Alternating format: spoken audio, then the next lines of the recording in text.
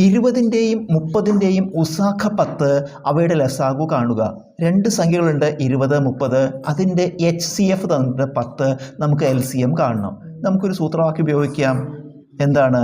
സംഖ്യകളുടെ ഗുണനഫലം സമം HCF ഇൻറ്റു LCM. ഇതാണ് ഫോർമുല. സംഖ്യകളുടെ ഗുണനഫലം product of numbers is equal to HCF into LCM. നമുക്കിതിൽ വില കൊടുക്കാം. സംഖ്യകൾ ഗുണിക്കുക. 20 ഇൻറ്റു 30 സമം HCF നമുക്കറിയാം 10 ഇൻറ്റു LCM ആണ് അറിയാത്തത്. നമുക്ക് വേണമെങ്കിൽ X എടുക്കാം, അല്ലെങ്കിൽ LCM എന്ന് എഴുതാം. LCM ഇത് ഗുണിക്കുമ്പോൾ എന്ത് വരും? 600 എന്ന് വരും. 600 സമം 10 ഇൻറ്റു LCM. അപ്പോൾ LCM കാണാൻ നമുക്ക് ഇൻറ്റു 10 അങ്ങോട്ട് എടുക്കുമ്പോൾ 600/10 ഹരിച്ച ഉത്തരം 60.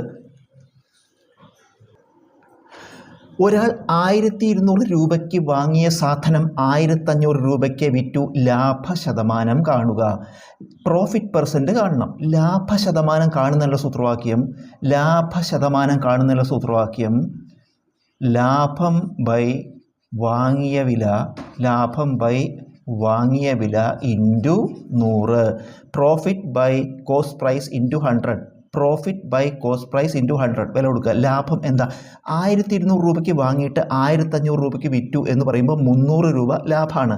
1500 1200 കുറച്ചാൽ 300 രൂപയാണ് ലാഭം. അപ്പോൾ ലാഭത്തിന് പകരം നമ്മൾ 300 എന്ന് എഴുതുക. ബൈ വാങ്ങിയ വില എത്രയാണ്? 1200 ഇൻറ്റു 100. നമുക്ക് ഈ 100ഉം ഇതിലത്തെ 2 0 വെട്ടിക്കളഞ്ഞാൽ ബാക്കി 300/12.